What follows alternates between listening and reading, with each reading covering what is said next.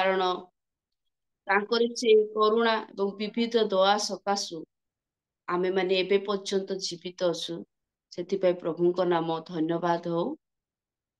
କାରଣ ପ୍ରଭୁ ଆମମାନଙ୍କୁ ଜଗତ ମଧ୍ୟରେ ଜୀବିତ ମାନଙ୍କ ମଧ୍ୟରେ ରଖିଅଛନ୍ତି।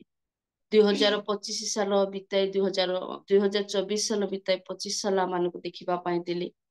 ଆଉ ପ୍ରଥମ ମାସର ଆଜି 16 ତାରିଖ ପର୍ଯ୍ୟନ୍ତ ପ୍ରଭୁ ଆମମାନଙ୍କୁ ପଢେଇ ଆଣିଥିବାରୁ ପ୍ରଭୁଙ୍କ ନାମ ଅଶେଷ ଧନ୍ୟବାଦ ଦିଏ।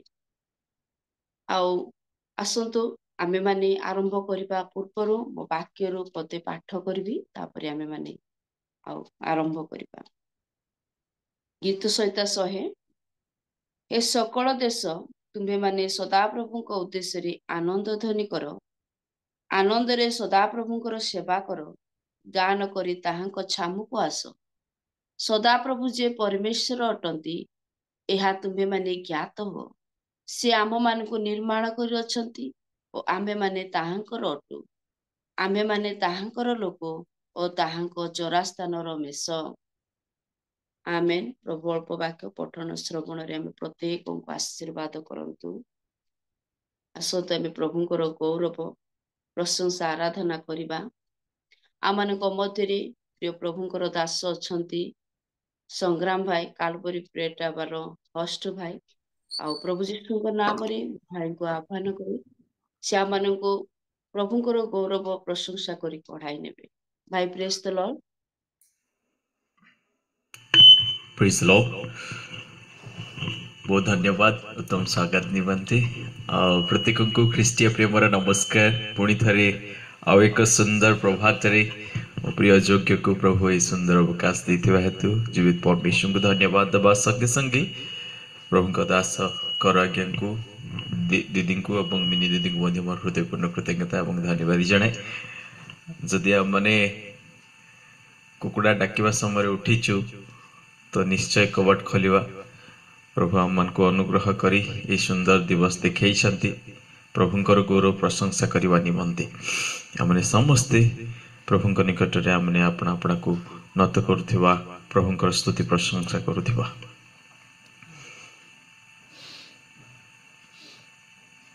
Glory to Jesus. Hallelujah.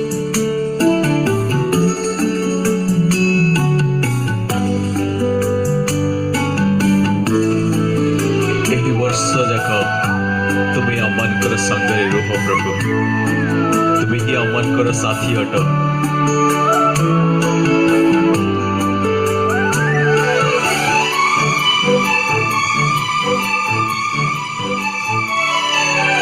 तुम्हें रुह साथी साथी ए जीवन सारा।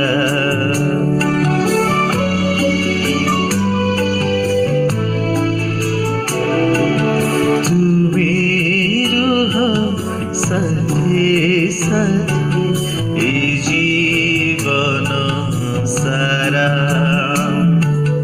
भूली सब चलू थी, भूली सब चलू थी तुम पछे परा जीवन सारा।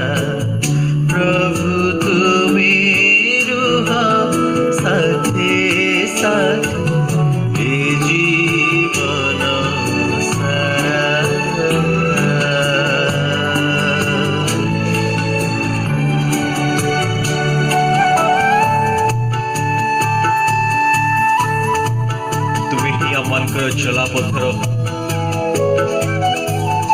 ज्योति ओट प्रभु जगत मध्य चलू चलू अनेक अंधकार पथ मध्य अप्रभु देवाक पड़े, किंतु प्रभु तुम्हें ही अमान को ज्योति साजी अमान को तुम्हें उत्तम भाव में कढ़ाई नहीं था।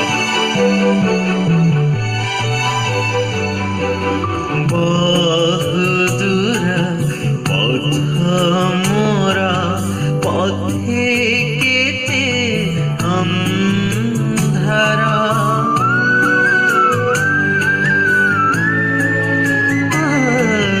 बहुदूर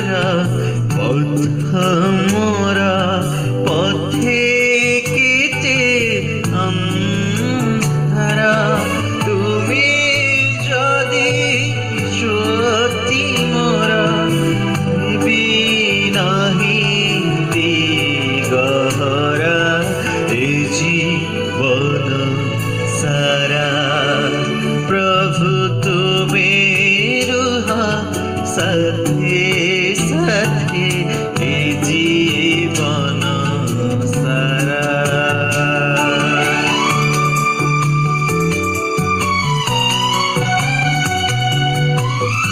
तुम उपस्थिति आमको केते जे आवश्यक अटे प्रभु, ए जीवन चलापथ मध्य तुम्हें आमर साथी रुह।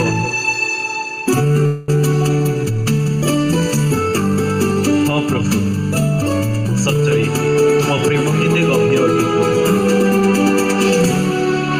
दुख जेबे आसे मने जीवे तुम सन्निधाने,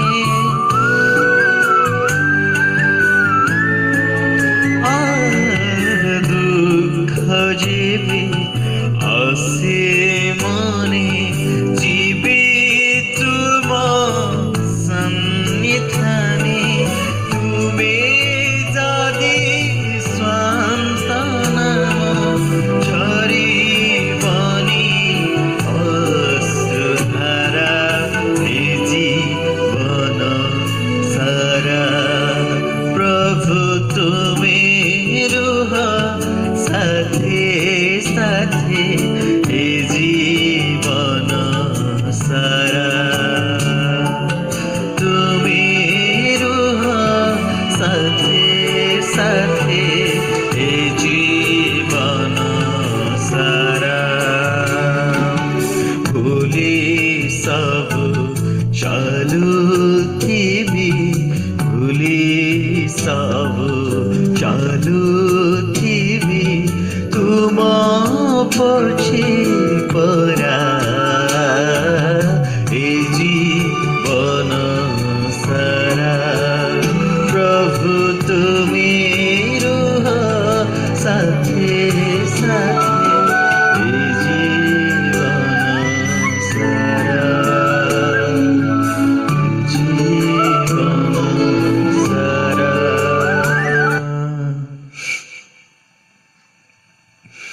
तुम्हें मन कर चला पथरे साथी रुह प्रभु, तुम्हें ही मन कर आश्रय मंगल दुर्दशा काल अति निकटवर्ती सहाय परमेश्वर, आमनकर शेष निश्वास पर्यंत तुम्हें ही आमनकर साहा भरसा होई आमनकर साथी रही चलापथ को आमनकर सुगम कर प्रभु, तुम धन्यवाद दूचु।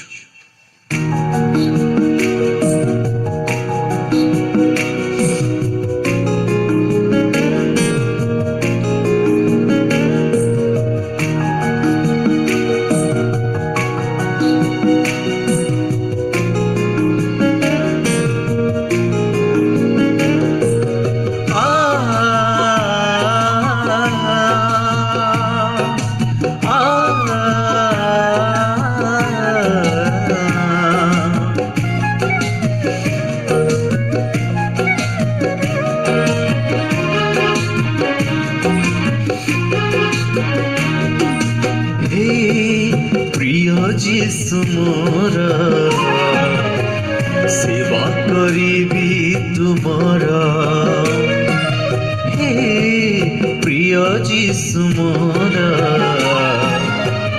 सेवा करीबी तुमारा, आसु चेते छाड़ा आसु निंदा पमाना, आसु चेते छाड़ा आसु निंदा पमाना, हे प्रिय जीसु मोरा सेवा करीबी तुमारा, हे प्रिय जीसु मोरा सेवा करीबी तुमारा। विश्वास भरोसा दाता अट प्रभु तुम्हें हम शक्तिदाता मुक्तिदाता अट आम सबुरे सबु जे तुम्हें अट तुम धन्यवाद करुच तुम साहाय्य प्रभु अत्यंत आवश्यक तुम छड़ा मैंने किसी करना प्रभु तुम्हें ही आमर विश्वास भूमि तुम धन्यवाद करुच तुम स्तुति करुच तुम प्रशंसा करुच प्रभात मध्य तुम गुणानुमान करुच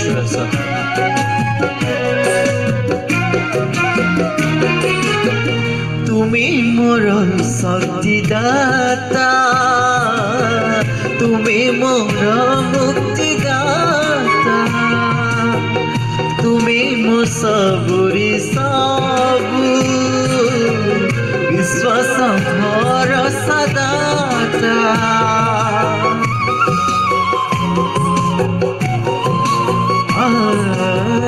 तुम्हें मोर शक्तिदाता तुम्हें मोर मुक्तिदाता तुम्हें मो सबुरे सबु विश्वास भरोसा दाता तुम्हें थिले साथे लभिबी मु परित्राण तुम्हें थिले साथे लभिबी मु परित्राण हे प्रिय जीशु मोर सेवा करिबी तुमर हे प्रिय जीशु मोर सेवा करिबी तुमर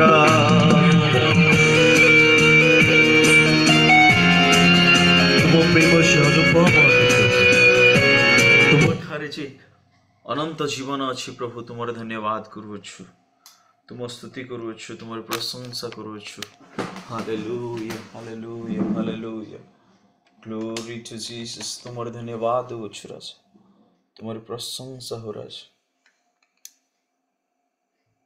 तुम्हारी गौरव हो राज तुम्हारी प्रशंसा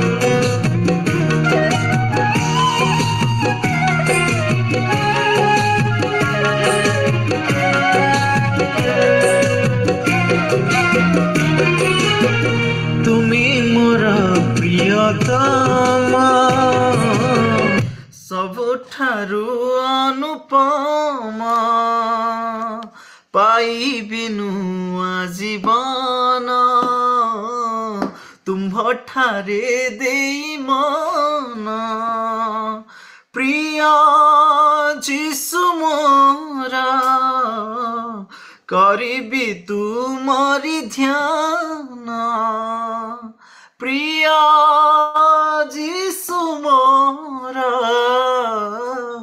करिबी तुमरी ध्यान हे प्रिय जीशु मोरा सेवा करिबी तुमरा हे प्रिय जीशु मोरा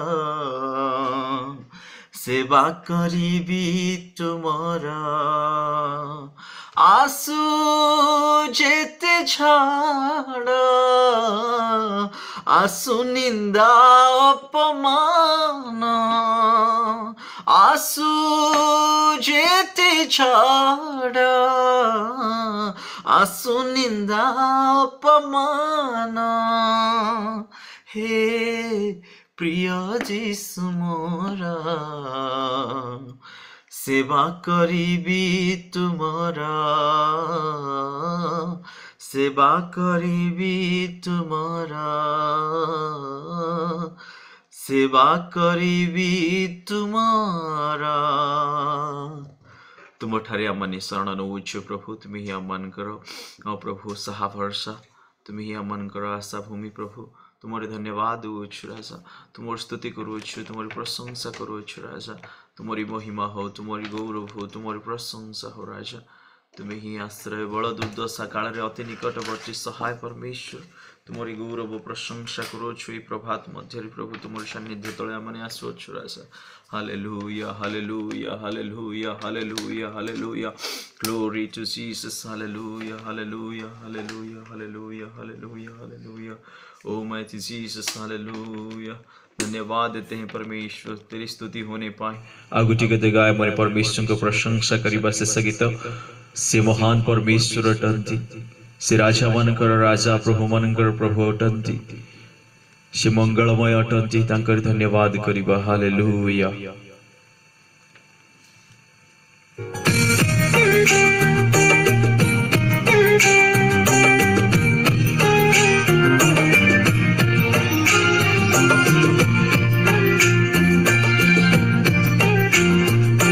समय आमरे समस्ते नत होतिबा तांकर सान्निध्य तळे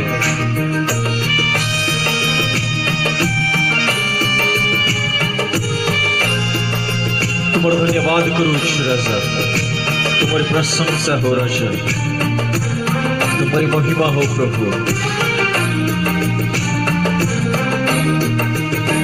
हे मंगलमय जीसु राजना तुमे अनादीश्वर सत्य सनातना हे मंगलमय जीसु राजना तुमे अनादीश्वर सत्य सनातना तुम आराधना करिबाकु एई मन मोर नीति जागु तुम्हारी स्तुति करिबा रहु मो प्राण वायु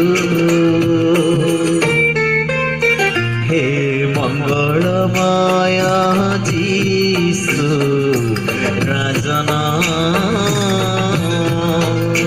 तुमे अनादीश्वर सत्य सनातना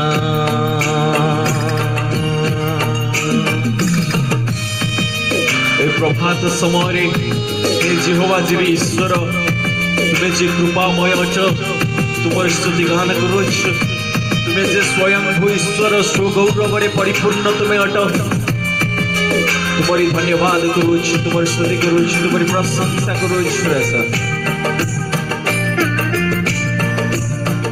तुम्हारे धन्यवाद हो राजा तुम्हारी महिमा हो प्रभु तुम्हारी स्तुति हो तुम्हारी प्रशंसा हो राजा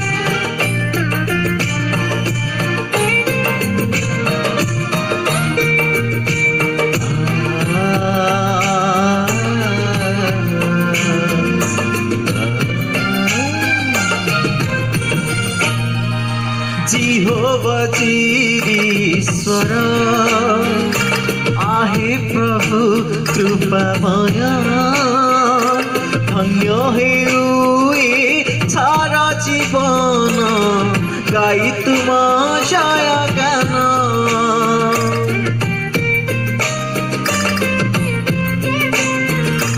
तुम्हें स्वयं भू ईश्वर स्वगौरवी परिपूर्ण भक्ति भरे तब चरणे बीती जाऊ मो जीवन नेपाल छंकारे उच्चकर तले गाउथिबी तुम नाम पीड़ार तनरे सुमधुर सुरे भजुथिबी नित्यदिन हे मंगलमय जीसु राजना तुमी अनादीश्वर सत्य सनातना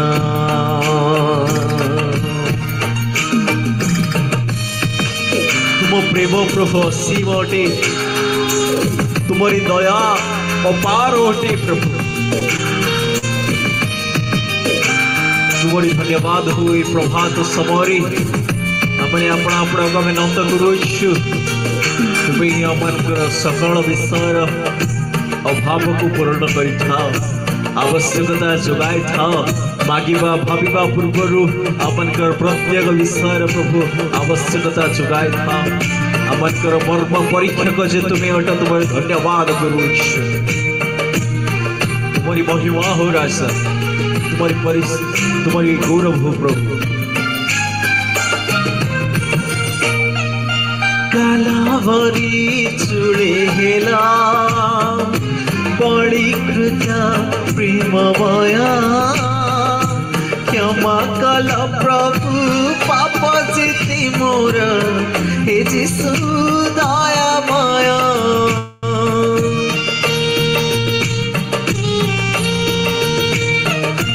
कड़ुर संतानी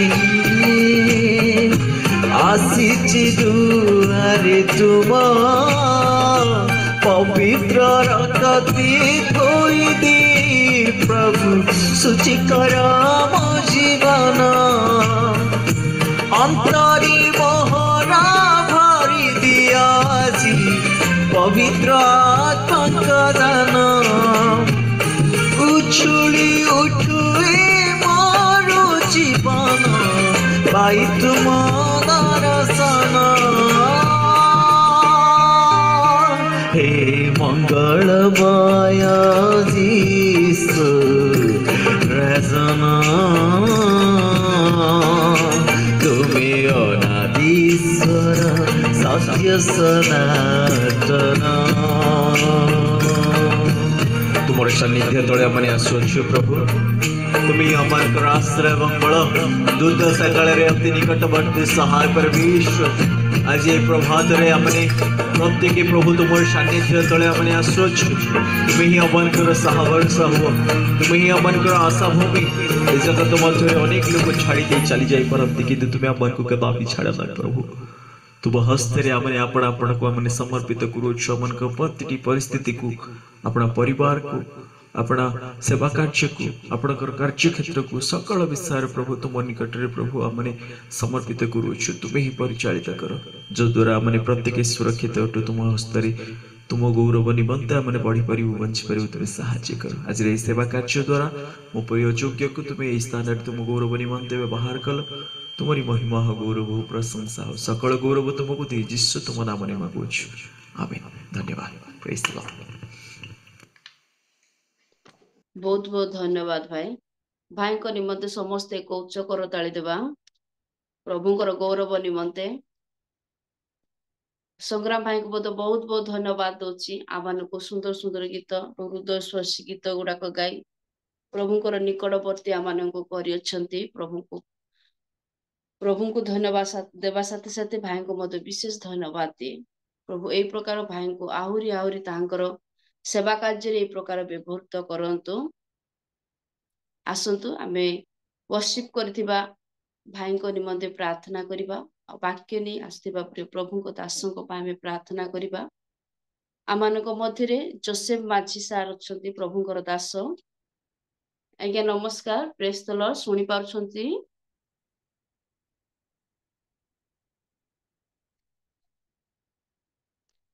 माइक ऑन करंतु आज्ञा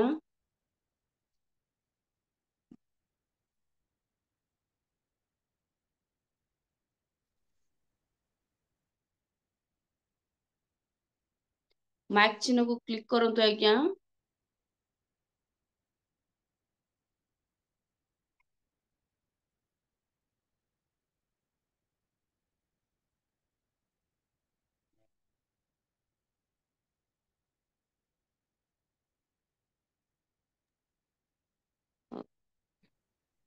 हेला आज्ञा हेला प्रेयर करंतु वर्शिप करथिबा प्रभु को दासों को पाए तांको परिवार पाए ताको सेवा कार्य पाए प्रार्थना करंतु वाक्य नहीं आसथिबा दासों को पाए प्रार्थना करिबे आमे जेते जण उपस्थित अछु वाक्य सुनिबा हम प्रत्येक को पाए प्रार्थना करंतु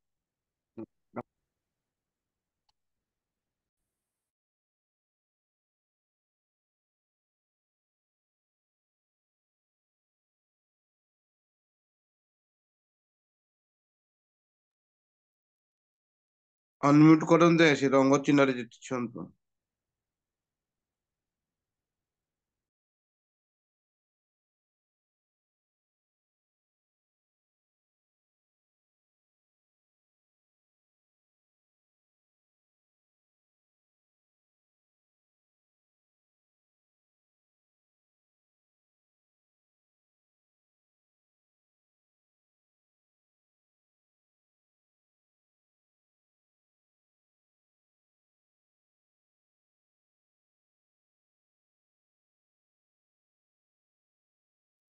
जोसेफ माझी आज्ञा जो रेड ଭୋଟ ଚିହ୍ନଟା ପାଇବା ଆପଣ ଅଛି କରିପାରିବେନି କି ଆପଣ ଓପେନ କରନ୍ତୁ ନହେଲେ ଆପଣ କଲେ ହେଇପାରେ ନାଇଁ ହେବନି ଆଜ୍ଞା ମୁଁ ମୋବାଇଲରେ ବସିଛି ତ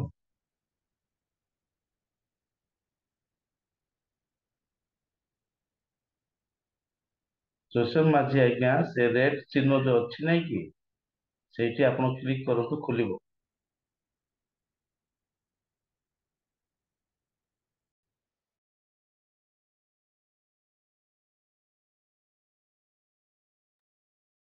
ଆଜ୍ଞା ଭିଡିଓ ପାଖରେ ଦିଟା ଯୋଉ ଅଛି ଗୋଟେ ଅଛି ଭିଡିଓ ଆଉ ଗୋଟେ ଅଛି କ୍ଲିପ କରନ୍ତୁ ମାଇକ୍ରୋଫୋନ ଟାକୁ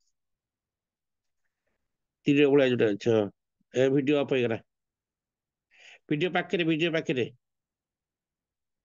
ଯୋଉଟା ଅଫ୍ କଲେ ତା ପାଖରେ ସାଇଡରେ ହଁ ଓକେ ମାରନ୍ତୁ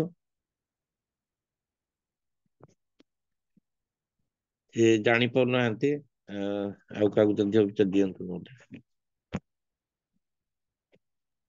ଠିକ ଅଛି ଆଜ୍ଞା ଅନମ୍ୟୁଟ କରିପାରୁନାହାନ୍ତି ଠିକ ଅଛି ଆମମାନଙ୍କ ମଧ୍ୟରେ ଜଗତ ପରିଚ୍ଛା ସାର୍ ଅଛନ୍ତି ପ୍ରଭୁଙ୍କର ଦାସ ପ୍ରେସ୍ତର ଆଜ୍ଞା Praise the Lord, praise the Lord. ପ୍ରାର୍ଥନା କରନ୍ତୁ ସାର୍ ସମସ୍ତଙ୍କୁ ନମସ୍କାର ଆସନ୍ତୁ ପ୍ରାର୍ଥନା କରିବା ପବିତ୍ର ପବିତ୍ର ମଙ୍ଗଳମୟ ସ୍ୱର୍ଗବାସୀ ପିତା ତୁମରି ପବିତ୍ର ମହାନାମକୁ ଧନ୍ୟବାଦ ଦଉଛୁ ପ୍ରଶଂସା କରୁଛୁ ପ୍ରଭୁ ତୁମେ ଆମମାନଙ୍କୁ ଦୟା କଲ ପ୍ରେମ କଲ ଅନୁଗ୍ରହ କଲ ପ୍ରଭୁ ଏ 2025 ସାଲର 16 ଦିନକୁ ଆମମାନଙ୍କୁ ପଦାର୍ପଣ କରି ଆଣିଛ ତେଣୁ ତୁମକୁ ଧନ୍ୟବାଦ ଦଉଛୁ ପ୍ରଶଂସା କରୁଛୁ ପ୍ରଭୁ ରିଏଲ ମିନିଷ୍ଟ୍ରି ମାଧ୍ୟମରେ ତୁମ ଚରଣ ତଳେ ଆମେ ବସିଛୁ ପ୍ରଭୁ ତୁମ ତଳେ ବସୁ ବସୁ ଅନେକ ବିଷୟରେ ପ୍ରାର୍ଥନା କରୁ ଯୋଉ ତୁମରି ଦାସ ପ୍ରଭୁ ଏହି ସମୟରେ ୱାର୍ସିପ କଲେ ପ୍ରଶଂସା କଲେ ଆମମାନଙ୍କ ହୃଦୟକୁ ସଜାଡ଼ିଲେ ଅନ୍ତରକୁ ସଜାଡ଼ିଲେ ପ୍ରଭୁ ପ୍ରିୟ ସେଇ ଦାସଙ୍କୁ ତୁମେ ଆଶୀର୍ବାଦ କର ଅନୁଗ୍ରହ କର ପ୍ରଭୁ ତାଙ୍କୁ ତୁମର ଗୌରବ ନିମନ୍ତେ ଧରି ରଖ ପୁଣି ତାଙ୍କୁ ତୁମେ ଆଶୀର୍ବାଦ କର ତାଙ୍କ ସେବା କାର୍ଯ୍ୟ ତାଙ୍କ ପରିବାରକୁ ତାଙ୍କର ବ୍ୟକ୍ତିଗତ ଜୀବନକୁ ତୁମେ ଆଶୀର୍ବାଦ ଅନୁଗ୍ରହ କର ଗୌରବ ପିତା ତୁମ ପବିତ୍ର ପାଦ ଚରଣ ତଳେ ପ୍ରିୟ ଦାସଙ୍କୁ ତୁମ ହସ୍ତରେ ରଖୁଛି ପୁଣି ହୋଷ୍ଟ ବାବୁଙ୍କୁ ମଧ୍ୟ ତୁମ ପାଦ ତଳେ ରଖି ଯୀଶୁଙ୍କ ନାମରେ ମାଗୁଛି ଆମେନ୍ ଧନ୍ୟବାଦ ସାର୍ ଆମମାନଙ୍କୁ ପ୍ରାର୍ଥନାରେ କଢେଇ ନେଇଥିବାରୁ ପ୍ରଭୁ ଆପଣଙ୍କ ସେବା କାର୍ଯ୍ୟକୁ ବହୁଳ ଭାବରେ ଆଶୀର୍ବାଦ କରନ୍ତୁ ଆସନ୍ତୁ ଏହି ସମୟ ମଧ୍ୟରେ ଆମେ ବାକ୍ୟ ଶୁଣିବାକୁ ଯିବା ଆମମାନଙ୍କ ମଧ୍ୟରେ ପ୍ରିୟ ପ୍ରଭୁଙ୍କର ଦାସ ଜଡିତ ହୋଇ ଅଛନ୍ତି ଆଜି ନୂତନ ଭାବରେ ରିଏଲ ମିନିଷ୍ଟ୍ରି ଅଫ ଇଣ୍ଡିଆରେ ଆଉ ପ୍ରଭୁଙ୍କ ଦାସକୁ ଏହି ସମୟରେ ମୁଁ ସ୍ୱାଗତ କରୁଅଛି ପ୍ରଭୁଙ୍କ ଦାସ ଆରମ ଷ୍ଟଙ୍ଗ ଆଜ୍ଞାଙ୍କୁ ପ୍ରଭୁ ଯୀଶୁଙ୍କ ନାମରେ ଆହ୍ୱାନ କରୁଅଛି ଆଉ ଯେତେ ସମୟରେ ପ୍ରଭୁଙ୍କ ଦାସ ଆସିବେ ସେହି ସମୟରେ ଆମେ ସମସ୍ତେ କରତାଳ ସହିତ ପ୍ରଭୁଙ୍କ ଦାସଙ୍କୁ ଆମେ ଆହ୍ୱାନ କରିବା ପ୍ରେସ୍ତଳ ସାର୍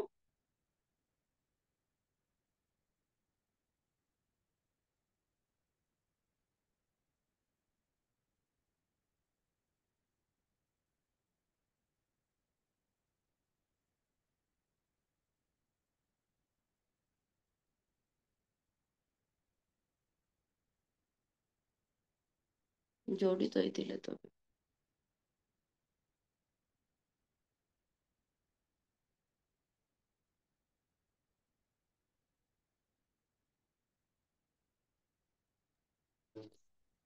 କଟିଗଲେ ପ୍ରେଜ୍ ଦ ଲର୍ଡ ସମସ୍ତଙ୍କୁ ମୋର ଖ୍ରୀଷ୍ଟୀୟ ନମସ୍କାର ଆଉ ମୁଁ ଧନ୍ୟବାଦ ଦେବି ଯେ ଆଜି ରିଏଲ ମିନିଷ୍ଟ୍ରିରେ ମତେ ସୁଯୋଗ ମିଳିଛି ଈଶ୍ୱରଙ୍କର ବାକ୍ୟକୁ ବିତରଣ କରିବା ନିମନ୍ତେ ତା ପୂର୍ବରୁ ମୁଁ ଆପଣ ସମସ୍ତଙ୍କୁ ନୂତନ ବର୍ଷର ଅଭିନନ୍ଦନ ଜ୍ଞାପନ କରେ ସେ ଉଦ୍ଦେଶ୍ୟରେ ମୁଁ ଗୋଟେ ବାକ୍ୟ ପଢିବାକୁ ଚାହିଁବି ଯାହା ଲେଖା ଅଛି ଦ୍ୱିତୀୟ ବିବରଣୀ ତାର 31-8 ଲେଖା ଅଛି ମୋର ଭଏସ ଆସୁଛି କି? Okay, thank you. ଆଉ ସେଠି ଏ Yes, ପ୍ରକାର sir. ଲେଖା ଅଛି ମୁଁ ଏ ବାକ୍ୟ ଦେଇ ଆପଣମାନଙ୍କୁ ଶୁଭେଚ୍ଛା ଜଣାଇବାକୁ ଚାହିଁବି ଆଜି 16 ତାରିଖ ହେଲେ ବି ଏଇଟା ପ୍ରଥମ ମାସ ତ ମୁଁ ନୂତନ ବର୍ଷର ଗୋଟେ ବାକ୍ୟ ପଢି ମୁଁ ଆପଣମାନଙ୍କୁ ଶୁଭେଚ୍ଛା ଜଣାଇବାକୁ ଚାହିଁବି ଲେଖା ଅଛି ଏଠାରେ ଏ ପ୍ରକାର ଲେଖା ଅଛି ପୁଣି ସଦାପ୍ରଭୁ ସେ ଆପେ ତୁମର ଅଗ୍ରଗାମୀ ହୋଇ ଗମନ କରୁଅଛନ୍ତି ସେ ତୁମର ସଙ୍ଗୀ ହେବେ ସେ ତୁମ ପ୍ରତି ନିରସ୍ତ ହେବେ ନାହିଁ କିଏ ବା ତୁମକୁ ତ୍ୟାଗ କରିବେ ନାହିଁ ଭୟ କର ନାହିଁ କି ହତାଶ ହୁଅ ନାହିଁ ଏ ବାକ୍ୟ ଦେଇ ଆପଣଙ୍କୁ ଆପଣଙ୍କର ପରିବାର ଜଣକୁ ସମସ୍ତଙ୍କୁ ପ୍ରଭୁ ଆଶୀର୍ବାଦ କରନ୍ତୁ ଏଇ ବର୍ଷରେ ପ୍ରଭୁ ଆପଣଙ୍କର ସହବର୍ତ୍ତୀ ହୁଅନ୍ତୁ ସମସ୍ତ ଆପଦ ବିପଦରୁ ରକ୍ଷା କରି ଅମଙ୍ଗଳର ବିଷୟ ନାହିଁ କିନ୍ତୁ ମଙ୍ଗଳର ବିଷୟ ଆପଣଙ୍କର ଜୀବନରେ ଆପଣଙ୍କର ପରିବାର ଜୀବନରେ ପ୍ରଭୁ ବର୍ତ୍ତାନ୍ତୁ ଆମେ ଥ୍ୟାଙ୍କ ୟୁ ଆଉ ରେଲ ମିନିଷ୍ଟ୍ରି ମୁଁ ଧନ୍ୟବାଦ ଦେବି ସିଷ୍ଟରଙ୍କୁ ଯେ ସେ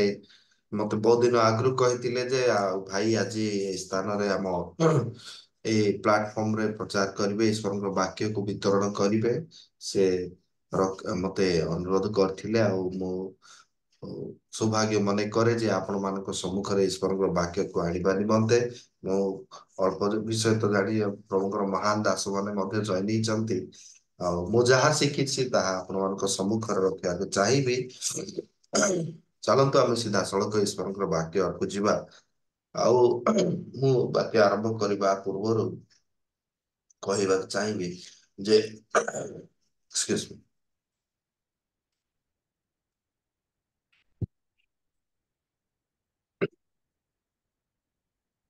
ଦେଖନ୍ତୁ ଆମମାନେ ସବୁବେଳେ କଣ କରିଥାଉ ନା ଈଶ୍ୱରଙ୍କର ବାକ୍ୟ ତ ଆମମାନେ ଜାଣିଛୁ କିନ୍ତୁ ଆମମାନଙ୍କର ବେଳେ ବେଳେ କଣ ହେଇଥାଏ ଡିସିସନ୍ସ ଗୁଡାକ ଯାହା ନେଇଥାଉ ତାହା ବେଳେ ବେଳେ ଫେଲୁର ହେଇଥାଏ ଆଉ ବେଳେ ବେଳେ କଣ ହେଇଥାଏ ନା ଆମେ ରଙ୍ଗ ଡିସିସନ ନେଇଥାଉ ତ ଏ ବିଷୟକୁ ନେଇ ଆମେ ଆଜି ଆଲୋଚନା କରିବା ଆବଶ୍ୟକ ଅଟେ ଏହା ଭେରି ଇମ୍ପୋର୍ଟାଣ୍ଟ ଯେ ଆମମାନେ ଗୋଟେ ବିଷୟକୁ ଯଦି ଆମମାନେ ଜାଣୁଛୁ ବା ଷ୍ଟେପ ନଉଛୁ ବା କରିବାକୁ ଯାଉଛୁ ତାହା ଈଶ୍ୱରଙ୍କର ଇଚ୍ଛା ଅଛି ନା ନାହିଁ ଈଶ୍ୱରଙ୍କର ଯୋଜନା ମାନେ ସେଇ ଆମେ ଯୋଉ ଡିସିସନ୍ସ ଗୁଡାକ ନଉଛୁ ତାହା ଈଶ୍ୱରଙ୍କର ହସ୍ତ ଅଛି ନା ନାହିଁ ଏ ବିଷୟକୁ ଆମେ ଜାଣିବା ଆବଶ୍ୟକ ଅଟେ ତ ମୁଁ କହିବାକୁ ଚାହିଁବି ଯେ ଆମମାନେ ଯେତେବେଳେ ବି କୌଣସି ବି ବିଷୟକୁ ଆମମାନେ ଷ୍ଟେପ ନେଉ କରିବା ନିମନ୍ତେ ତା ପୂର୍ବରୁ ଆମେ ପବିତ୍ର ଆତ୍ମାରେ ପୂର୍ଣ୍ଣ ହେଇ ଷ୍ଟେପକୁ ପ୍ରାର୍ଥନା କରି ଆମମାନେ କଣ କରିବା ଆବଶ୍ୟକ ଅଟେ ନା ନେବା ଆବଶ୍ୟକ ଅଟେ ଯାହା ଫଳରେ କଣ ହେବ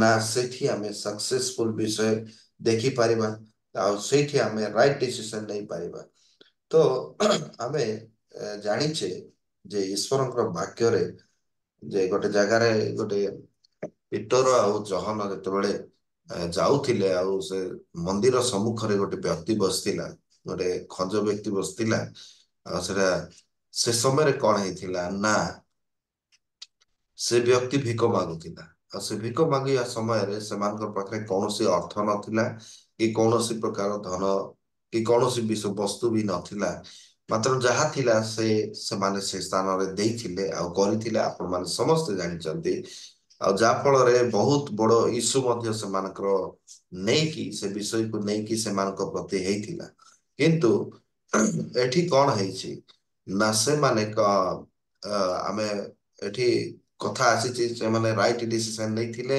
ନା ରଙ୍ଗ ଡିସିସନ ନେଇଥିଲେ ତ ଯେତେବେଳେ ସେ ବ୍ୟକ୍ତି ଆଉ ତାଙ୍କୁ ଭିକ ମାଗିଲା ଆଉ ଭିକ ମାଗିବା ସମୟରେ କଣ ହେଇଛି ନା ସେ ମାନେ ଯୀଶୁଙ୍କ ନାମରେ କଣ କରିଥିଲେ ନା ସେ ବ୍ୟକ୍ତିକୁ ସୁସ୍ଥତା ହେବା ନିମନ୍ତେ ଘୋଷଣା କରିଥିଲେ ଆଉ ସେ ସୁସ୍ଥତା ହେଲା ପରେ ବହୁତ ବଡ ବିଷୟ ହେଇଯାଇଥିଲା ଆଉ ଯାହା ଫଳରେ ସେ ଏରିଆରେ ଚହଳ ପଡି ଯାଇଥିଲା ଆଉ ଯେତେବେଳେ ଚହଳ ପଡି ଯାଇଥିଲା ଆଉ ତାପରେ କଣ ହେଇଛି ନା ସେଠିକାର ଗଭର୍ଣମେଣ୍ଟ ବା ସେଠିକାର ଯୋଉ ଫାରସୀ ମହାଜ୍ଞାନୀ ମାନେ ଥିଲେ ସେମାନେ କଣ କଲେ ଭୟଭୀତ ହେବାକୁ ଆରମ୍ଭ କଲେ ଆଉ ଯେତେବେଳେ ସେମାନେ ଜାଣିଲେ ଯେ ସେ ଯେ ହିଲିଂ କଲେ ବା ସୁସ୍ଥତା ଯେତେବେଳେ ଘୋଷଣା କଲେ ଆଉ ସେ ବ୍ୟକ୍ତି ସୁସ୍ଥତା ପାଇଲା ତାପରେ କଣ ହେଇଛି ନା ସେ ଏରିଆରେ ମାନେ ଚହଳ ପଡିଗଲା ଆଉ ଚହଳ ପଡିବାର ରିଜନ ହଉଛି ସେମାନେ ଯୀଶୁଙ୍କ ନାମରେ କଣ କଲେ ନା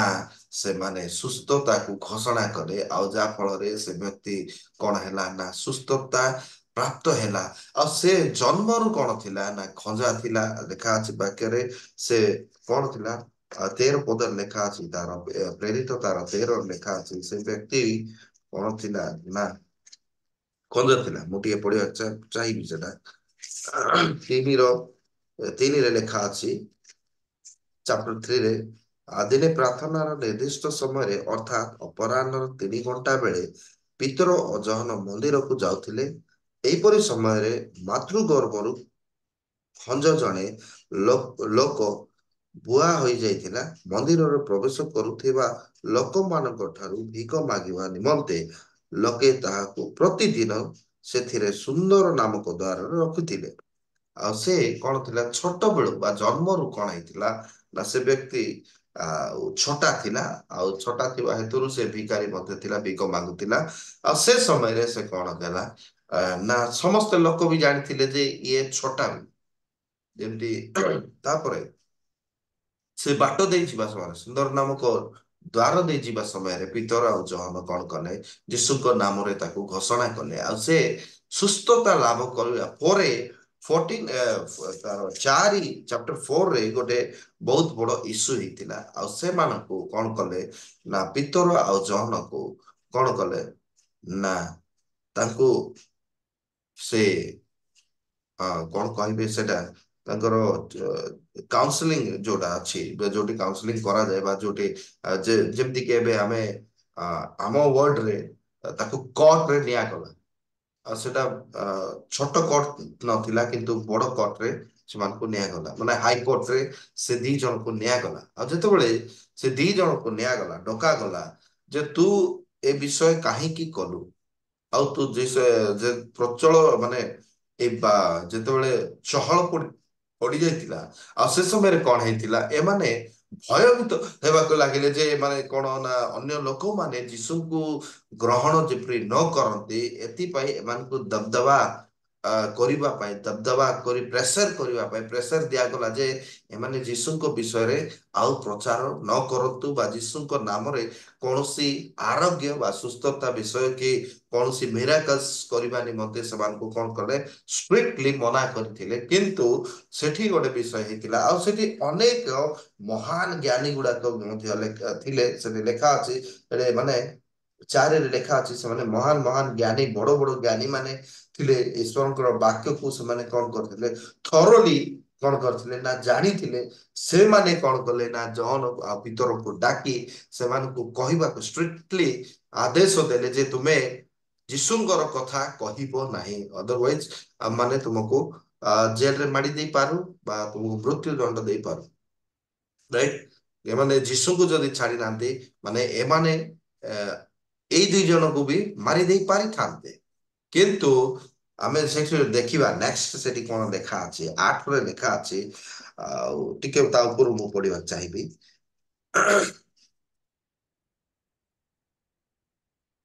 5ରେ ଲେଖା ଅଛି, ପରଦିନ ଲୋକମାନଙ୍କର ଅଧ୍ୟକ୍ଷ ଓ ପ୍ରାଚୀନ ଓ ଶାସ୍ତ୍ରୀ ମାନେ ଜେରୁସାଲାମରେ ଏକତ୍ରିତ ହେଲେ।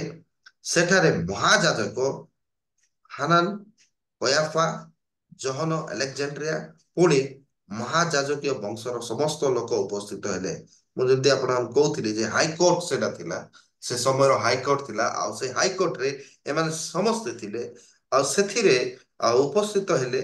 ଆଉ ସେମାନେ ପ୍ରେରିତ ମାନଙ୍କୁ ମଧ୍ୟ ସ୍ଥାନରେ ଠିଆ କରାଇ ପଚାରିବାକୁ ଲାଗିଲେ, କି ଶକ୍ତିରେ ବା କେଉଁ ନାମରେ ତୁମ୍ଭେ ମାନେ ଏହା କରିଅଛ। ଆଉ ଯେତେବେଳେ ସେମାନେ ତାଙ୍କୁ ପଚାରିଲେ ଯେ କୋଉ ଶକ୍ତିରେ, they are thinking କି ସେମାନେ witchcraft କରୁଥିଲେ, ସେମାନେ ଭାବୁଥିଲେ ଯେ ସେମାନେ ଯାଦୁତନା କରୁଥିଲେ। ଆଉ ସେ ଯାଦୁତନା ଦ୍ଵାରା କଣ ହେଇଛି ନା ସେ ବ୍ୟକ୍ତିଟା ସୁସ୍ଥତା ଲାଭ କରିଛି, ସେ ଖଞ୍ଜଟା ଚାଲିଛି। କିନ୍ତୁ ତାପରେ ଲେଖା ଅଛି 8ରେ, ସେଥିରେ ପିତର ପବିତ୍ର ଆତ୍ମାରେ ପୂର୍ଣ୍ଣ ହୋଇ ସେମାନଙ୍କୁ କହିଲେ, ହେ ଲୋକମାନଙ୍କର ଅଧ୍ୟକ୍ଷ ଓ ପ୍ରାଚୀନ ମାନେ, ଆଜି ଯଦି ଜଣେ ରୋଗୀ ପ୍ରତି କରାଯାଇଥିଲା ଉତ୍ତମ କାର୍ଯ୍ୟ ବିଷୟରେ ଆମ ମାନଙ୍କୁ ପଚରାଯାଏ ଯେ ଏହି ଲୋକ କି ଉପାୟରେ ସୁସ୍ଥ ହୋଇଅଛି, ତାହେଲେ ଆପଣ ମାନେ ସମସ୍ତେ ଓ ସମସ୍ତ ଇସ୍ରାଏଲ ଲୋକ ଜ୍ଞାତ ହୁଅନ୍ତୁ, ଯେଉଁ ନାଜରିତ ଯୀଶୁ ଖ୍ରୀଷ୍ଟଙ୍କୁ ଆପଣ ମାନେ କ୍ରୁଶରେ ବଧ କରିଅଛନ୍ତି, ଯାହାକୁ ଈଶ୍ୱର ମୃତମାନଙ୍କ ମଧ୍ୟରୁ ଉଠାଇଅଛନ୍ତି ତାହାଙ୍କ ନାମରେ, ପୁଣି ତାହାଙ୍କର ଦ୍ୱାରା ଏହି ଲୋକଟି ସୁସ୍ଥ ହୋଇ ଆପଣମାନଙ୍କର ସାକ୍ଷାତରେ ଠିଆ ହୋଇଅଛି। ଗୃହ ନିର୍ମାଣକାରୀ ଯେ ଆପଣମାନଙ୍କର ଦ୍ୱାରା ଯେଉଁ ପ୍ରସ୍ତର ଅବଜ୍ଞାତ ହୋଇଥିଲା, କିନ୍ତୁ ଯାହା କଣର ପ୍ରଧାନ ପ୍ରସ୍ତର ହେଲା ସେ ସେହି ପ୍ରସ୍ତର, ତାହାଙ୍କ ଛଡ଼ା ଆଉ କାହାଠାରେ ପରିତ୍ରାଣ ନାହିଁ। କାରଣ ଯାହା ଦ୍ୱାରା ତୁମେମାନେ ପରିତ୍ରାଣ ପାଇବାକୁ ହେବ, ଆକାଶ ତଳେ ମନୁଷ୍ୟମାନଙ୍କ ମଧ୍ୟରେ ଆଉ କୌଣସି ନାମ ଦିଆଯାଇ ନାହିଁ। ତ ସେମାନେ କଣ କଲେ ନା, ଯେତେବେଳେ ସେମାନେ କାଉନସିଲିଂ ଯେତେବେଳେ କଲେ, କାଉନସିଲର ମାନେ ପଚାରିଲେ ଆଉ ତମେ କାହା ନାଁରେ ମାନେ ଭୂତ ଛଡେଇଲ, ଆଉ କାହା ନାଁରେ ତମେ ସୁସ୍ଥତା ଦେଲ, ତ ସେମାନେ ସେଇ ସମୟରେ ଭୟଭୀତ ନ ହେଇ ସେମାନେ କଣ କଲେ ନା, ସେମାନଙ୍କୁ ଉତ୍ତର ଦେବାକୁ ଆରମ୍ଭ କଲେ ଯେ ଯୀଶୁଙ୍କ ନାମରେ ତୁମେ ଯାହାକୁ ମାନେ ତୁମେ ମୃତ୍ୟୁବରଣ ଦେଇଥିଲ ବା ମୃତ୍ୟୁର ଦଣ୍ଡ ଦେଇଥିଲ, ତାହାଙ୍କ ନାମରେ ଆମେ କଣ କଲୁ ନା ସେଇ ବ୍ୟକ୍ତିକୁ ଆମେ ସୁସ୍ଥତା ଘୋଷଣା କଲୁ, ଆଉ ଯାହା ଫଳରେ ସେ ସୁସ୍ଥତା ଲାଭ କଲା। ଆଉ ସେ ବିଷୟକୁ ଦେଖି ସେ 3ରେ ଲେଖା ଅଛି, ସେ ସମୟରେ 5,000 ଲୋକ ସେ ଏରିଆରେ ଥିଲେ। ଆଉ ସେ ବିଷୟକୁ ଦେଖିଛନ୍ତି ସେମାନେ, ସେ ହିଲିଂ ଆଉ ମିରାକଲକୁ ଦେଖିଛନ୍ତି। ଆଉ ଏ ଡର ଭୟରେ ସେମାନେ କଣ କଲେ ନା, ଏଇ 2 ଜଣକୁ ସାଙ୍ଗରେ କଣ କଲେ ନା, ସେମାନଙ୍କୁ ମଧ୍ୟସ୍ଥ ରଖି ସେମାନଙ୍କୁ ପଚାର ଉଚାର କରିବାକୁ ଆରମ୍ଭ କଲେ ଯେ ସେ ସମୟରେ ଯଦି ଡିସିସନ ସେମାନଙ୍କର ରଙ୍ଗ ଥାନ୍ତା, ମାନେ ସେ ସମୟରେ ସେ ବ୍ୟକ୍ତି ଆଉ ସୁସ୍ଥତା ଲାଭ କରିପାରିନଥାନ୍ତା, କି ଯୀଶୁଙ୍କର ବାକ୍ୟ ବା ଯୀଶୁଙ୍କର ଯୋଉ ଆଜ୍ଞା ସେମାନେ ଆଉ ପାଳନ କରିପାରିନଥାନ୍ତେ। ଆଉ ଯେତେବେଳେ ସେ ବ୍ୟକ୍ତି ଯୀଶୁଙ୍କର ଆଜ୍ଞାକୁ ପାଳନ କଲେ, ବା 2 ଜଣ ଯୋଉ ଶିଷ୍ୟମାନେ ଈଶ୍ୱରଙ୍କର ଆଜ୍ଞା ଅନୁସାରେ ତୁମେ ମାନେ ଯାଇ ରୋଗୀକୁ ସୁସ୍ଥ କର, ବନ୍ଦୀକୁ ମୁକ୍ତ କର, ଏ ବିଷୟ ଯଦି ଯୀଶୁଙ୍କର ଯୋଉ ଆଜ୍ଞା ଦିଆଯାଇଥିଲା ସେମାନେ ଯଦି ଏଟା ଫଲୋ କରିନଥାନ୍ତେ, ତ ସେଇ ସମୟରେ ସେଇ ବ୍ୟକ୍ତି ବା ସେ ଖଞ୍ଜ ବ୍ୟକ୍ତି କଣ ହେଇନଥାନ୍ତା, ସୁସ୍ଥତା ଲାଭ କରିନଥାନ୍ତା, କିମ୍ବା ଯୀଶୁଙ୍କର ନାମକୁ ସେଠାରେ କଣ ହେଲା ପ୍ରକାଶ ହେଇନଥାନ୍ତା, କି ପ୍ରଭୁ ଯୀଶୁ ମହିମାନ୍ୱିତ ହେଇପାରିନଥାନ୍ତେ। କିନ୍ତୁ ଏମାନଙ୍କର ଡିସିସନ ଯାହା ଥିଲା, ରାଇଟ ଡିସିସନ ଥିବା ହେତୁରୁ, ପବିତ୍ର ଆତ୍ମାରେ ପୂର୍ଣ୍ଣ ହେଇଥିବା ହେତୁରୁ ଏମାନେ ରାଇଟ ଡିସିସନକୁ ନେଇ ପାରିଥିଲେ, ଆଉ ଯୀଶୁଙ୍କର ନାମକୁ କଣ କରିଥିଲେ ଉଚ୍ଚା କରିପାରିଥିଲେ। ଆଉ ସେମାନେ ନିର୍ଭୟରେ କଣ କରିଲେ ନା, ତୁମେ ମାନେ ଯୋଉ ଯୀଶୁଙ୍କୁ ତୁମେ ମାନେ ମାରିଥିଲ, ଆଉ ସେଇ ଯୀଶୁଙ୍କର ନାମରେ ଏମାନେ କଣ କଲୁ ନା, ସେ ବ୍ୟକ୍ତିକୁ ଆମେ ସୁସ୍ଥତା ଦେଲୁ ବା ସୁସ୍ଥତାକୁ ଘୋଷଣା କଲୁ, ଯାହା ଫଳରେ ଯୀଶୁଙ୍କ ନାମରେ ସେ ବ୍ୟକ୍ତି ସେଇ କ୍ଷଣି ଇନଷ୍ଟାଣ୍ଟଲି କଣ ହେଲା ନା ସୁସ୍ଥତା ଲାଭ କଲା। ଆଉ ଯୀଶୁ ପ୍ରଭୁ କଣ ହେଲେ ମହିମାନ୍ୱିତ ହେଲେ, ଏମାନଙ୍କର ମୁଖ କଣ ହେଲା ନା ବନ୍ଦ ହେଇଗଲା। ଆଉ ସେମାନେ ଜାଣିଥିଲେ ଦେ ଆର୍ ଇଲିଟରେଟେଡ, ଏମାନେ ମୂର୍ଖ ଲୋକ, ଏମାନେ କୌଣସି ଜ୍ଞାନ ନାହିଁ, ଏମାନଙ୍କର କୌଣସି ମାନେ ଏଜୁକେଶନାଲ ଲେଭେଲ କିଛି ନଥିଲା। ଦେ ଆର୍ ମଛୁଆରା, ମାନେ ଫିସରମ୍ୟାନ, ସେମାନେ ମାଛ ଧରାଳି ବ୍ୟକ୍ତି ଥିଲେ। ଆଉ ଏମାନଙ୍କର ମଧ୍ୟରେ ଏ ଜଜଙ୍କ ସମ୍ମୁଖରେ ଏ ପ୍ରକାର କଥା କେମିତି କହୁଛନ୍ତି ବୋଲି ଏମାନେ କଣ ହେଲେ ଆଶ୍ଚର୍ଯ୍ୟ ହେଇଗଲେ। ଆଉ ଆଶ୍ଚର୍ଯ୍ୟ ହେଇ ମାନେ କାବା ହଉଛନ୍ତି ଯେ, କିନ୍ତୁ ତାର ଭିତର ରହସ୍ୟ ହଉଛି ପବିତ୍ର ଆତ୍ମାରେ ସେମାନେ ପୂର୍ଣ୍ଣ ହେଇଥିଲେ। ଭିତରେ ଲେଖା ଅଛି, ଭିତର ସେଇ କ୍ଷଣି ପବିତ୍ର ଆତ୍ମାରେ ପୂର୍ଣ୍ଣ ହେଇ ସେମାନଙ୍କୁ କଥା କହିବାକୁ ଲାଗିଲେ, ସେମାନଙ୍କୁ ରିପ୍ଲାଏ ଦେବାକୁ ଆରମ୍ଭ କଲେ। ଆଉ ରିପ୍ଲାଏ ଯେତେବେଳେ ଦେଲେ, ସେମାନେ ମାନେ ପରସ୍ପର କଣ ହେଲେ ନା ବଚସା କରିବାକୁ ଆରମ୍ଭ କଲେ। ଏମାନେ ତ ପାଠ ପଢିନାହାନ୍ତି, ଏମାନେ ତ କିଛି ବିଷୟ ଜାଣିନାହାନ୍ତି, କେମିତି ଏମାନେ କରିପାରିଲେ? ଯୀଶୁ ଖ୍ରୀଷ୍ଟ ପ୍ରୁଭ କରିବାକୁ ଚାହିଁଲେ ଯେ ସେ ଯାହାକୁ ଚାହାନ୍ତି ତାହାକୁ ଜ୍ଞାନୀ କରିପାରନ୍ତି, ସେ ଯାହାକୁ ଚାହାନ୍ତି ତାହାକୁ ସେ ବ୍ୟବହାର କରିପାରନ୍ତି। ଯାଜକ ମାନେ ଭାବୁଥିଲେ ଯେ ଆମମାନେ ହିଁ ହାଇ ପ୍ରିଷ୍ଟ, ଆମମାନେ ହିଁ ସମସ୍ତ ବିଷୟ କରିପାରିବ, କିନ୍ତୁ ଯୀଶୁ ଆସିକି କଣ କଲେ ନା ପ୍ରୁଫ କରିଦେଲେ ଯେ ସେ ଯାହାକୁ ଚାହିଁବେ, ଯେ ତାହାଙ୍କୁ ପାଇବ, ଯେ ଖୋଜିବ ଆଉ ତାହାଙ୍କୁ ଗ୍ରହଣ କରିବ, ସେ ମହାନ ମହାନ ଆଶ୍ଚର୍ଯ୍ୟ କର୍ମ କରିପାରିବ। ଆଉ ରାଇଟ ଡିସିସନ ସବୁ ସେ ପବିତ୍ର ଆତ୍ମାଙ୍କ ସାହାଯ୍ୟରେ ନେଇପାରିବ। ଆଉ ସେ ସେଠାରେ ପ୍ରୁଫ କରିଦେଲେ। ଆଉ ସେତେବେଳେ ସେମାନେ ଯୀଶୁଙ୍କର କଥାକୁ ବା ଯୀଶୁଙ୍କର ଆଜ୍ଞାକୁ ମାନିଥିବା ହେତୁରୁ କଣ ହେଲା ନା ସେ କାର୍ଯ୍ୟ ସଫଳ ହେଇପାରିଲା। ଆଜି ଆମମାନେ ମଧ୍ୟ ଅନେକ ସମୟରେ କଣ କରିଥାଉ ନା ଯୀଶୁଙ୍କର ଆଜ୍ଞାକୁ ଆମେ ପରିତ୍ୟାଗ କରି ନିଜର ଡିସିସନକୁ ନେଇ ଯାଇଥାଉ ଅବା ଅନ୍ୟମାନଙ୍କର ସହାୟତାରେ ଅନ୍ୟମାନଙ୍କର ଡିସିସନ ନେଇ ଆମେ କଣ ହେଇଥାଉ ଫେଲୁର ହେଇଯାଇଥାଉ, ଯାହା ଫଳରେ ଯୀଶୁଙ୍କର ନାମ ବି ବଦନାମ ହେଇପାରୁନି, ମହିମାନ୍ୱିତ ହେଇପାରୁନଥାଏ। ଆଉ ଆମେ ଯୋଉ ବିଷୟ ନେଇଥାଇପାରୁ ସେ ବିଷୟ କଣ ହେଇଥାଏ ନା ଫେଲୁର ହେଇଯାଇ ପାରିଥାଏ। ଦେଖନ୍ତୁ ଦ୍ୱିତୀୟ ବିଷୟ ମୁଁ ଦାନିଏଲ ଭବିଷ୍ୟତ ବକ୍ତାଙ୍କର କଥା କହିବି। ଆଉ ସିଏ ମଧ୍ୟ ଈଶ୍ୱରଙ୍କର ଆଜ୍ଞାକୁ ପାଳନ କଲେ। ପ୍ରଥମ ଆଜ୍ଞା ସେ ପାଳନ କଲେ ଯେତେବେଳେ ନବୁକଦନେସ୍ସର ରାଜା ଡିକ୍ଲେୟାର କଲେ ଯେ ସେ ତାଙ୍କର ମୂର୍ତ୍ତିକୁ ତାଙ୍କର ଷ୍ଟାଚ୍ୟୁକୁ କଣ କଲେ ନା ନତମସ୍ତକ ହେବା ନିମନ୍ତେ ସେ ପଥ ଦେଇ ଯିବା ସମୟରେ ନତମସ୍ତକ ହେବା ନିମନ୍ତେ ବା ସେ ସ୍ଥାନରେ ଆସିକି ନତମସ୍ତକ ହେବା ନିମନ୍ତେ କଣ କରିଥିଲେ ନା ଆଜ୍ଞା ଦେଇଥିଲେ। କିନ୍ତୁ ସେ ଈଶ୍ୱରଙ୍କୁ ମାନୁଥିବା ହେତୁରୁ ସେ ଆଉ ତାଙ୍କର ଫ୍ରେଣ୍ଡ ସର୍କଲ ମାନେ ଯୋଉମାନେ ଥିଲେ 4 ଜଣ ଥିଲେ, ସେମାନେ କଣ କରିଥିଲେ ନା ସେ ଈଶ୍ୱରଙ୍କୁ ଭୟ କରୁଥିଲେ। ଆଉ ସେମାନେ ଈଶ୍ୱରଙ୍କର ଆଜ୍ଞାକୁ ମାନିଥିବା ହେତୁରୁ ସେମାନେ କଣ କଲେ ନା ସେଇ ନବୁକଦ ରାଜାଙ୍କର ଷ୍ଟାଚ୍ୟୁକୁ କଣ କରିନଥିଲେ, ଦଣ୍ଡାଜ୍ଞା କରିନଥିଲେ, ନତମସ୍ତକ କରିନଥିଲେ, ଯାହା ଫଳରେ ସେମାନଙ୍କୁ କଣ କରାଯାଇଥିଲା ନା ସେମାନଙ୍କୁ ସିଂହ ଗର୍ତ୍ତରେ ପକା ଯାଇଥିଲା ଆଉ କଣ ହେଇଥିଲା ଅଗ୍ନିରେ ପକା ଯାଇଥିଲା। ଦିଟା ବିଷୟ ସେମାନଙ୍କର ଆମେ ଉଦାହରଣ ନେଇପାରିବା। ଆଉ ଯେତେବେଳେ ସେମାନେ ତାଙ୍କୁ ପନିଶମେଣ୍ଟ ଦେବାକୁ ଆରମ୍ଭ କଲେ, ପ୍ରଥମରେ ତ ସେମାନଙ୍କୁ ଅଗ୍ନିରେ ପକାଗଲା। ଆଉ ସେ ସମୟରେ କଣ ହେଲା ନା ଅଗ୍ନିରେ ସେମାନେ ଜଳି ପାରିଲେ ନାହିଁ। ଦ୍ୱିତୀୟରେ ସେମାନଙ୍କୁ ସିଂହ ଗର୍ତ୍ତରେ ମଧ୍ୟ ପକାଗଲା, କିନ୍ତୁ ସିଂହ ତାହାଙ୍କୁ କଣ କଲା ନାହିଁ, ଖାଇପାରିଲା ନାହିଁ। କାରଣ ସେମାନେ ଈଶ୍ୱରଙ୍କର ଆଜ୍ଞାକୁ ମାନିଥିଲେ। ଆଉ ଯେଉଁମାନେ ଈଶ୍ୱରଙ୍କର ଆଜ୍ଞାକୁ ମାନନ୍ତି ଆଉ ସେମାନଙ୍କର କୌଣସି ବିଷୟ କ୍ଷତି ହେଇପାରିବ ନାହିଁ, ଏହା ବାଇବଲ କହୁଛି। ଆଉ ଯେତେବେଳେ ସେମାନେ ଈଶ୍ୱରଙ୍କର ଆଜ୍ଞାର ଅନୁସାରେ ବା ବିଧି ଅନୁସାରେ ସେମାନେ କାର୍ଯ୍ୟ କରିବାକୁ ଆରମ୍ଭ କରିଥିଲେ, ଆଉ ସେତେବେଳେ ଈଶ୍ୱରଙ୍କର ନାମ ଉଚ୍ଚାର ହେଉଥିଲା। ଦ୍ୱିତୀୟ କଥା, ସେମାନଙ୍କର ପଦ ମଧ୍ୟ ପ୍ରଭୁ ଆଶୀର୍ବାଦ କରି ସେମାନଙ୍କୁ ଉଚ୍ଚାରେ ଉଠେଇଲେ। ହାଲେଲୁୟା, ପ୍ରେଜ୍ ଦ ଲର୍ଡ। ସେମ୍ ଥିଙ୍ଗ ଆମେମାନେ ମଧ୍ୟ ଯେତେବେଳେ ଈଶ୍ୱରଙ୍କର ଆଜ୍ଞାନୁସାରେ ବା ଈଶ୍ୱରଙ୍କର ବିଧି ଅନୁସାରେ ଆମେ ଯଦି ଈଶ୍ୱରଙ୍କର ଯୋଜନା ଅନୁସାରେ ଆପଣ ଜୀବନକୁ ବିତେଇବା, ତାହାଙ୍କର ଆଜ୍ଞାନୁସାରେ ଆମମାନେ ଯଦି ଚାଲିବା, ସେତେବେଳେ କଣ ହେଇଥାଏ ନା ଈଶ୍ୱର ଆମମାନଙ୍କୁ ଧୀରେ ଧୀରେ ଆଶୀର୍ବାଦ କରିପାରିଥାଏ। ଆଉ ଯେତେବେଳେ ତାଙ୍କର ଆଶୀର୍ବାଦ ଆମମାନଙ୍କ ପ୍ରତି ବର୍ତ୍ତେ, ସେ ଆମମାନଙ୍କର ପଦକୁ କଣ କରିବେ ଉଚ୍ଚାରେ ନେବାକୁ ଯାଏ। ସେ ଆପଣଙ୍କର ନାମକୁ କଣ କରିବେ ନା ଉଚ୍ଚା ପଦରେ ନେବାକୁ ଯାଏ। ଆପଣମାନଙ୍କୁ ଲୋକମାନେ ପ୍ରେଜ୍ କରିବେ ବିକଜ ଅଫ ଜିସସ୍ ଖ୍ରାଇଷ୍ଟ।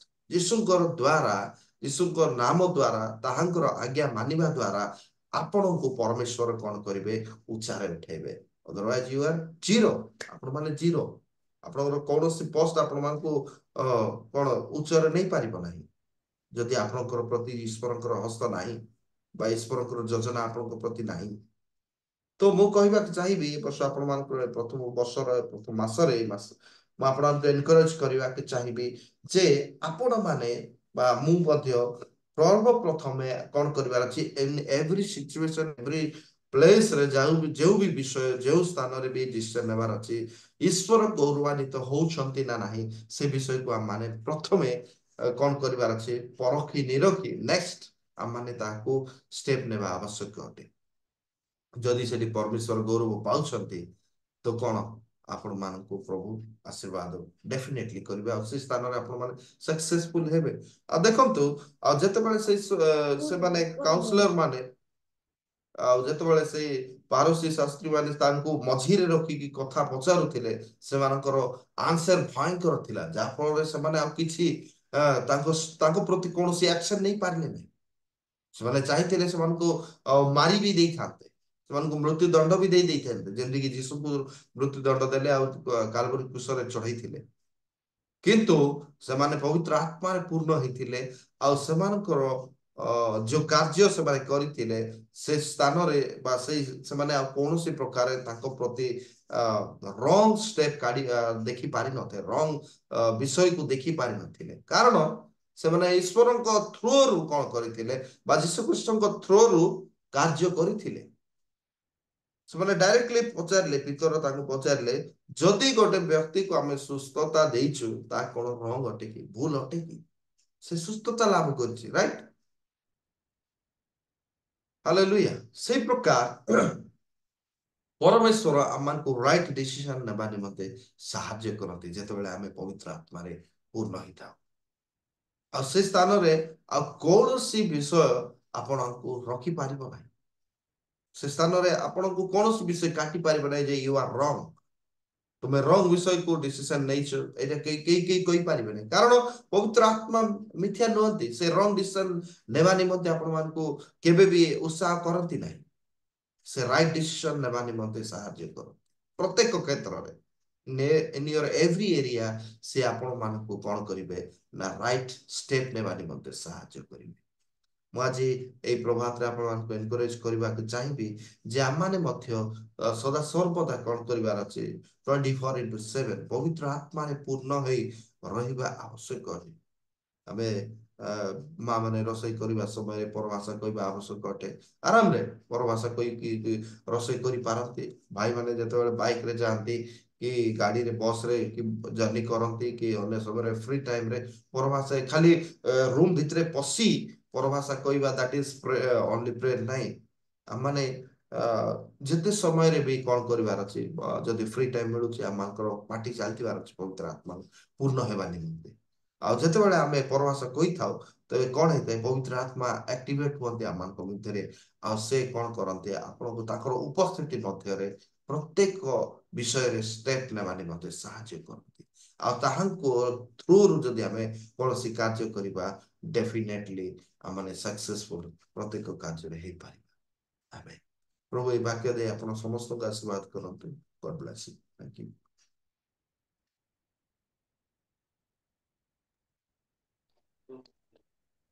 ବହୁତ ବହୁତ ଧନ୍ୟବାଦ ସାର୍। ଅଳ୍ପ ସମୟରେ ଆମମାନଙ୍କୁ ଅତି ସୁନ୍ଦର ବାକ୍ୟ ଦେଲେ।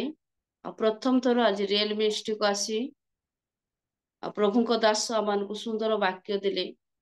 ପିତର 3 ଅଧ୍ୟାୟ ଆଉ ପିତର ଜହନଙ୍କ ବିଷୟରେ, ଦାନିଏଲଙ୍କ ବିଷୟରେ ଆମମାନଙ୍କୁ ଅତି ସୁନ୍ଦର ଭାବରେ, ନିକୁଡ଼ ଭାବରେ ଆମମାନଙ୍କୁ ଶିକ୍ଷା ଦେଲେ। ପ୍ରଭୁଙ୍କ ଦାସଙ୍କୁ ପ୍ରଭୁ ବହୁଳ ଭାବରେ ଆଶୀର୍ବାଦ କରନ୍ତୁ। ଏହି ପ୍ରକାର ଆଗାମୀ ଦିନମାନଙ୍କ ମଧ୍ୟରେ ଆହୁରି ପ୍ରଭୁଙ୍କ ସେବା କାର୍ଯ୍ୟରେ ପ୍ରଭୁଙ୍କର ବାକ୍ୟ ଦେଇ ପ୍ରଭୁଙ୍କ ଦାସଙ୍କୁ ପ୍ରଭୁ ବ୍ୟବହାର କରନ୍ତୁ। ଧନ୍ୟବାଦ ସାର୍, ବହୁତ ବହୁତ ଧନ୍ୟବାଦ। ଆସନ୍ତୁ